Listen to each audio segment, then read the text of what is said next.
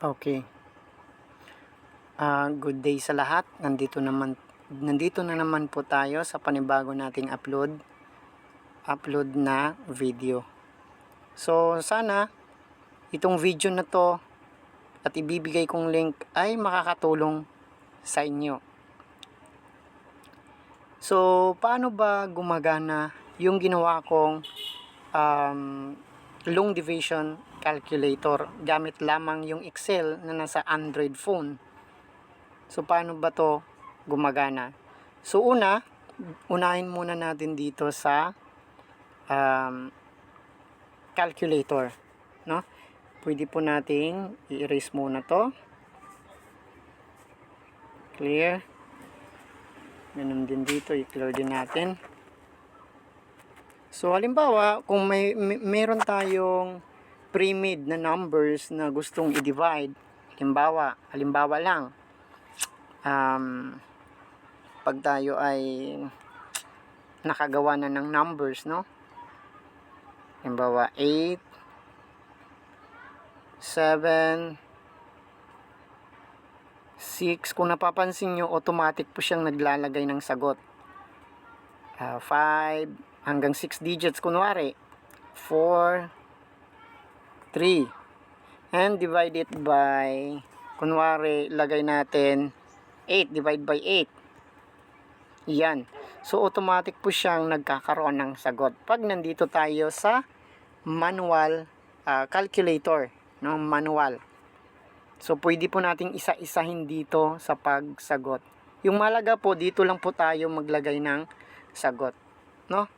Yung dividend lang at saka divisor yung kailangan natin. Kasi yung system na yung sasagot dito pababa, siya na yung sasagot. Now, subukan natin kung tama nga talaga yung kanyang sinasagot. No, alam natin yung long division ay mayroong 4 na steps para makapagsagot tayo ng divide. Una, kailangan natin mag-divide. Pangalawa, kailangan nating mag-multiply. Pangatlo, kailangan nating mag-subtract. At pang-apat, bring down. At sunod niyan ay ibabalik natin sa divide, multiply, subtract, bring down. Pabalik-balik lang po hanggat sa matapos yung numbers o wala nang numbers na ma-divide. So ganun po yung long division, no? So kung gusto nating gamitin yon, or gamitin natin bilang pang-checking, ito na yung kunin ninyo, no? So again, ito ay nasa 1 digit only, 1 digit na divisor at hanggang 6 digit na dividends ang pwede nating i-encode dito, no, sa ating calculator. So again, ulitin ko, pwede nating i-erase to. Clear. So magkakaroon na yan ng blanco. Halimbawa, limited lamang po ito sa minimum of 2 dividend. So pag isang dividend lang ilalagay mo, hindi po siya magsusolve. So halimbawa 1 at saka 6, 8. Yan. Kung napapansin nyo, sa 2 digit dividend mayroon na siyang sagot. Okay? Halimbawa 3 digits yung gusto natin, magkakaroon din yan ng sagot. Now let us check kung tama ba yung long division calculator natin dito. Since 1 cannot be divided by 8, it's because it is less than 8. Therefore, we need to proceed to another digit, which is 8, and it will become 18. Pagsasamahin lang po natin yung first digit sa second digit kasi hindi po siya, yung first digit kasi ay hindi pwedeng i-divide. Kaya, pagsamahin natin yung pangalawang digit and it will become 18. So 18, so mag-i-start na po yung long division method. So 18, uumpisa tayo sa division. Divided by 8. So the answer is 2. Okay, we have 2. Then, after we divide, what is next? We need to multiply it. 2 times 8 equals 16. There you are. Then, after we multiply, what is next? Of course, we need to subtract. 18 minus 16.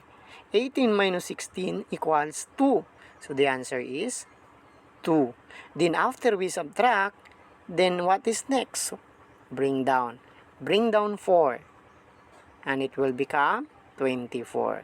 Then after we bring down, we go back again to the first steps, which is divide. 24 divided by 8 equals 3. 3 times 8 is 24. 24 minus 24 equals 0. Therefore, there is no remainder. Kung napapansin nyo dito, sa answer key, parehas lang nandun sa number 1 doon kasi answer key to ng number 1. Ayan. Dito, no, walang remainder na nakalagay dito, oh. Pero pag nilagyan natin ng butal yan, halimbawa, dito, ilagyan natin ng 5. Kunwari, divide by 5. Nagkakaroon na ng remainder dito, oh. Tingnan nyo. So, yung magiging sagot dito, may remainder na rin. Ayan, 230, remainder 5. Ayan, oh, mayroon ng remainder 5. So, the answer is 230, remainder 5. So, pwede po natin yung gawin hanggang 6 items. Dito, number 2, dito, number 3. Pwede po natin palitan to, ha, kung gusto natin. So, manual. So, manual po ito na paglagay, no? Pero, meron pa tayong isa. Meron tayong generate sheet dito. Ibig sabihin, hindi na tayo maglalagay. Only the systems of Excel will produce the numbers. Siya nang bahala magpo-produce ng numbers para sa iyo para hindi mo na kailangang mag-isip ng mga numbers na gusto mong gawing o ipasagot sa mga bata natin. Okay? So, kung napapansin nyo, nasa 2-digit dividend lahat to. Number 1, 2-digit yung dividends natin. Number 2, 2-digit yung dividends. Number 3 natin, 2 digits din. Number 4, 2 digits. Number 5, 2 digits. Number 6 is 2 digits yung dividends natin. Kung gusto nating baguhin yan, halimbawa, medyo mahirap na, pwede nating baguhin yan dito sa number of dividend. Yung nakakulay green po, pwede nating baguhin. Halimbawa, number 1, gusto natin baguhin sa 5 digits. Magbabago po, mag-automate po yung 6 digits dito. Ayan, oh. Ayan, no? At automatic at instant po yung sagot. Ayan, oh, mayroon ng agad sagot yan. At very accurate po yung ginawa kong formula para makapaglagay ng sagot. So, yung number 2, kunwari, ito yung number 2 na answer key. So, halimbawa yung number 2, palitan natin ng 6 digits na dividends. Ayan, nagbibigay siya ng 6 digits dividend. Halimbawa, number 3, ito yung number 3. Palitan na natin ng 4 digits dividends.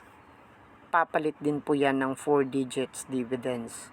Ang number 4, 3 digits kunwari, nandito yung number 4, automatic po, nabibigyan ka na kanya ng 3 digits dividends. Number 5, gusto natin 6 digits din yung number 5 kunwari. Ayan, bibigyan kanya ng 6 digits dividends. Ang number 6, gusto natin 6 digits din, no problem. Bibigyan ka din niya ng 6 digits dividends. Ayan. Okay? So, ang pinagkaiba lamang nito sa generate sheet ay siya na mismo yung mag-generate ng sheets. Pero, ikaw yung maglalagay dito. May option ka kung gusto mong lagyan kung ilang items ba, ilang dividend ang ilalagay natin sa per items na nagawa natin, no? Hanggang 6 items lang po ito. Ayan. So, kung hindi po tayo satisfied sa numbers na kanyang ipinapakita, pwede po tayong pumunta sa dito. Ibalikan ko lang po. Dito sa 4 na box. So, pindutin natin itong 4 na box sa mababa. Again, WPS po yung ginagamit kong Excel. So, gamit ang Android phone. Ayan. And then, punta tayo doon sa, kung napapansin nyo, meron tayong home, file, view, insert, data. So, punta natin yung data. Ito po yon. Ayan. So, sa data po, meron tayong makikitang filter, ascending, descending, auto sum, recalculate, highlight, delete, duplicates, conditional text to columns data validation name. So yung pindutin lang po natin dito ay itong recalculate. Ayan. Kung napapansin nyo, pag napindot po natin yung recalculate, magbabago po yung numbers. Mag-generate po siya ng bagong mga numbers. Sige nga, subukan natin. Ayan.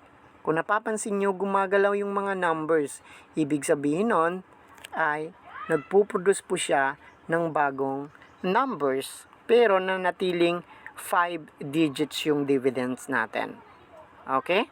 Nanatiling 5 digits yung dividend. Pero kung gusto nating baguhin, dito po tayo magbabago sa number of dividend. Baguhin natin ng 3 digit yung number 1. Boom! Nagbabago po yung 3 digits dividend. So, ulit, para ma-check natin, pwede po natin i-check ulit to para kung sigurado nga nagbibigay ito ng tamang kasagutan. So, 1 cannot be, therefore proceed to 9, which will become 19. 19 divided by 8 equals 2. 2 times 8 equals 16, and 19 minus 16 equals 3. So, i-check nyo na lang po, paki-review. 3, bring down 1, it will become 31. 31 divided by 8 equals 3. 3 times 8 is 24. Okay? 31 minus 24 equals 7. Therefore, we have remainder 7. So, you can see, marami pong, malaki pong maitutulong nito para mapalesen ang oras ng ating pag-check sa ating worksheet, lalo na po yung long division. At makapag-practice po sila ng maigi ng tinatawag nating long division method. Okay po? So, kung ano naman po ito, ano naman po ang magiging itsura nito kapag na-print po natin gamit ang cellphone? Okay? So, paano ba mag-print gamit ang cellphone?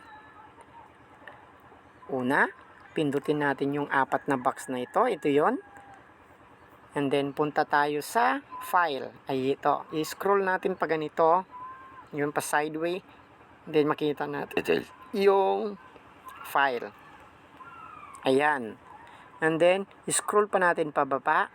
Makikita natin yung print. Ayan. Then, click print.